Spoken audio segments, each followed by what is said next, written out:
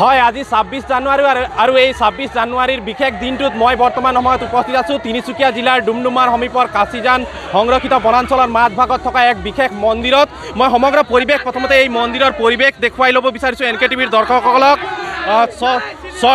ছটাকৈ ধৰ্মৰ তেওঁলোকে মন্দিৰ একেলগে এই স্থানত নিৰ্মাণ কৰি লোৱা হৈছে। গুহা আকৃতিৰ মন্দিৰসমূহ নিৰ্মাণ কৰি লোৱা হৈছে। একেটা মন্দিৰতে ছটাকৈ ধৰ্মৰ তেওঁলোকে যি মূৰ্তিসমূহ এই মূৰ্তিসমূহ তেওঁলোকে স্থাপন কৰিছে। মই সমগ্ৰ পৰিৱেশ প্ৰথমতে দেখুৱাই ল'ব বিচাৰিছোঁ। এইদৰে তেওঁলোকে গুহা আকৃতিৰ কৰি নিৰ্মাণ হৈছে। আজি ২৬ জানুৱাৰী দিনটো যিহেতু প্ৰতিষ্ঠা দিৱস ২০০১ চনৰ আজিৰ দিনটোতে এই মন্দিৰৰ প্ৰতিষ্ঠা হৈছিল। মই সমগ্ৰ পৰিৱেশ প্ৰথমতে কেমেৰা সহযোগীৰ জৰিয়তে NKTVৰ দৰ্শকসকলক দেখুৱাই ল'ব বিচাৰিছোঁ। এইদৰে হাজাৰ হাজাৰ অগণন ভক্তসকল আহিছে। বিশেষকৈ ষষ্ঠধাম বুলি জনাজাত এই মন্দিৰখনত ছটাকৈ ধৰ্মৰ তেওঁলোক লোকসকল আহি উপস্থিত হৈছে। মোৰ লগত এই মন্দিৰৰ লগত বিশেষভাৱে জড়িত থকা ব্যক্তি আছে। প্ৰথমতে আপোনাৰ পৰিচয় জানিব বিচাৰিম আৰু কেনেদৰে নিৰ্মাণৰ এই পৰিকল্পনা কৰিলে? মই শ্ৰী বলিন দহতীয়া, অসম তিনিচুকীয়া কাকপথাৰ।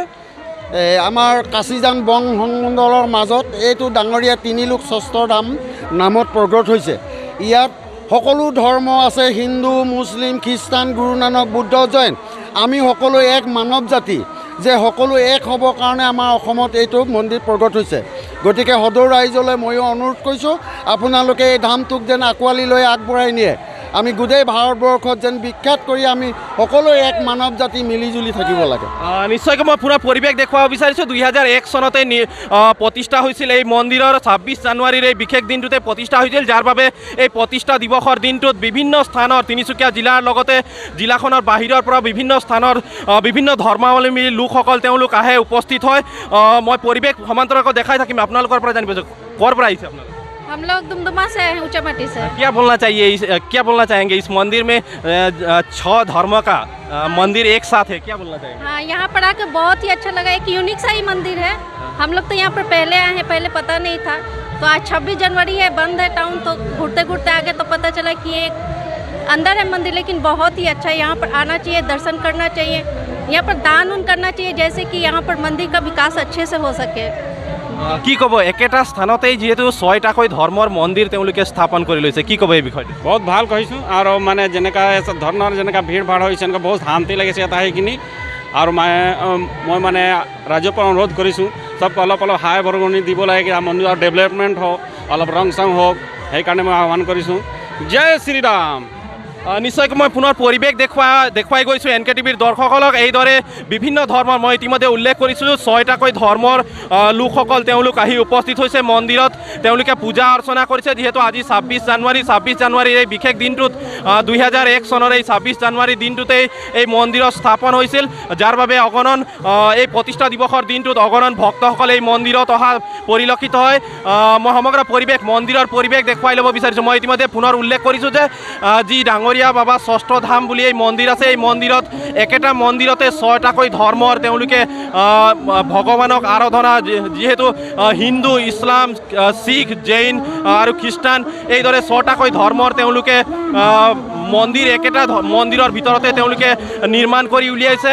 এক গুহা আকৃতিৰ পথ আছে, এই পথেৰে অতিক্ৰম কৰি এই মন্দিৰৰ ভিতৰ ভাগত যাব লাগে। মই ইতিমধ্যে উল্লেখ কৰিছোঁ ডুমডুমা বন সংমণ্ডলৰ অন্তৰ্গত কাচিজান সংৰক্ষিত বনাঞ্চল। এই বনাঞ্চলৰ মাজভাগত এই মন্দিৰ ২০০১ চনতে প্ৰতিষ্ঠা লাভ কৰিছিল। বলিন দহতীয়া নামৰ এগৰাকী লোকে এই মন্দিৰৰ প্ৰতিষ্ঠাৰ আগভাগ লৈছিল। মই সমগ্ৰ পৰিৱেশ পুনৰ NKTVৰ দৰ্শকসকলক এইদৰে দেখুৱাই যাব বিচাৰিছোঁ। হাজাৰ হাজাৰ অগণন ভক্তসকল আহিছে, তেওঁলোকে পূজা অৰ্চনা কৰিছে। মই সমান্তৰালকৈ কথা পাতিব বিচাৰিম। আপোনালোক ক'ৰ পৰা আহিছে? আমি কাকজানৰ পৰা আহিছোঁ। কি ক'ব, একেটা মন্দিৰতে 6টাকৈ ধৰ্মৰ অনৈক্যৰ মাজত এক ঐক্য স্থাপন কৰিব বিচৰা হৈছে, কি ক'ব? এইটো এটা অতুলনীয় এটা নিদৰ্শন হৈছে। এতিয়া সকলো ধৰ্মৰ জাতি গোষ্ঠী নিৰ্বিশেষে গোটেইখিনি ইয়াত আহি পেলাই মন্দিৰত পূজা কৰে। ভাল লাগে আৰু এনেকুৱা পৰিৱেশত। নিশ্চয়কৈ মই পুনৰ পৰিৱেশ দেখুৱাই যাব বিচাৰিছোঁ। এইদৰে যিসকল ভক্তসকল আহিছে সেই ভক্তসকলে প্ৰতিক্ৰিয়া প্ৰকাশ কৰিছে। বিভিন্ন ধৰ্মৰ তেওঁলোকে গুণানুকীৰ্তন কৰা পৰিলক্ষিত হৈছে। বিভিন্ন ধৰ্মৰ লোকসকলে ইয়াত উপাসনা কৰিছে। এইদৰে হাজাৰ হাজাৰ ভক্তসকল আহি এই মন্দিৰৰ প্ৰাংগণত আজিৰ এই বিশেষ প্ৰতিষ্ঠা দিৱসৰ দিনটোত উপস্থিত হৈছে বলিন দহোটীয়া নামৰ যিগৰাকী এই স্থানৰ এগৰাকী লোক, সেই লোকৰ তৎপৰতাত এই স্থানত এইদৰে মন্দিৰ নিৰ্মাণ কৰা হৈছে। মই শ্ৰী বলিন দহোটীয়া, তিনিচুকীয়া ডিষ্ট্ৰিক্ট, কাকপথাৰ উমাই গাভৰু। এইটো ডাঙৰীয়া ষষ্ঠ ধাম। এই ষষ্ঠ ধাম মানে 6জন গুৰু আছে, হিন্দু, মুছলিম, খ্ৰীষ্টান, গুৰু নানক, বুদ্ধ, জৈন। আৰু ইয়াত আমাৰ সকলো এতিয়া নগাঁও, হোজাই, লংকা আৰু লখিমপুৰ, ধেমাজি, ঢকুৱাখানা, এনেকৈ শদিয়া, এনেকৈ ইত্যাদি কৰি সকলো গাঁৱৰ পৰা এই কেম্পবিলাক দেখিছে। এই কেম্পবিলাকত তেহেঁতি 3 দিন 4 দিন আগত আহি ৰাইজৰ মানৱ সেৱাৰ কাৰণে সকলো জাতি ধৰ্ম আহে। এই হোজাই লংকাৰ এজন আছে, সুধিব, ইহঁতেও আহিছে, আহক এফালে।